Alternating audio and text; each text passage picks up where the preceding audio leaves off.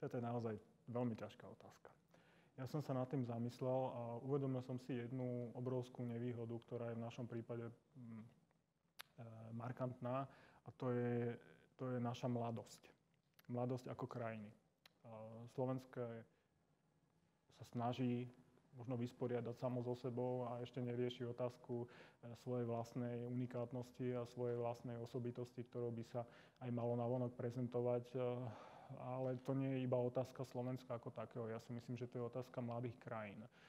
Pre porovnanie môžem uviesť príklady krajín ako je Litva, Lotyšsko alebo Moldavsko, ktoré vo vás momentálne zatiaľ ešte nevyvolávajú nejaký silný pocit alebo nejakú silnú emóciu. Lebo ja si myslím, že tá typickosť by sa mala prejaviť práve v tej emócii, ktorú vo vás tá krajina vyvoláva, alebo ktorú vo vás vyvoláva to, keď počujete názov tej krajiny.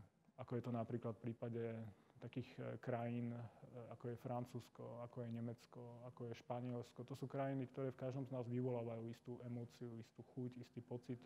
Častokrát ten pocit je spojený s túžbou potom navštíviť tú krajinu, vyskúšať špecifika tej krajiny, vyskúšať gastronómiu a tak ďalej. A toto z pohľadu toho zahraničného návštevníka si myslím, že Slovensko ešte nemá vyprofilované a myslím si, že ešte značne dlho do takej miery silno vyprofilované mať ani nebude.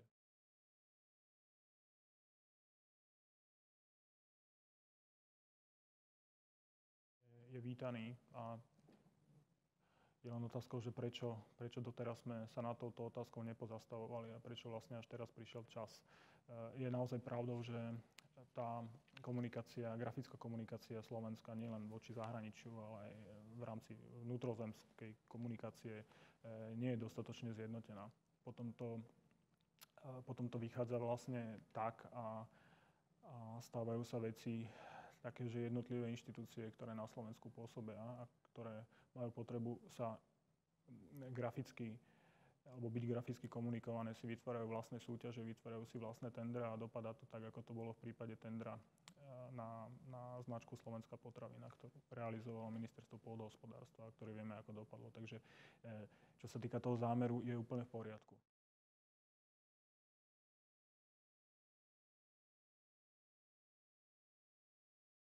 Ja si myslím, že ak by sme sa mali na niečo zamerať, tak jednoznačne na to, aby sme v rámci toho formálneho procesu tvorby značky urobili maximum preto, aby sme si situáciu nekomplikovali viac ako treba. Tá zmienka o súťaži Ministerstva pôdohospodárstva, ktorú som vyslovil na začiatku, nebola náhodná. Myslím si, že to je absolútne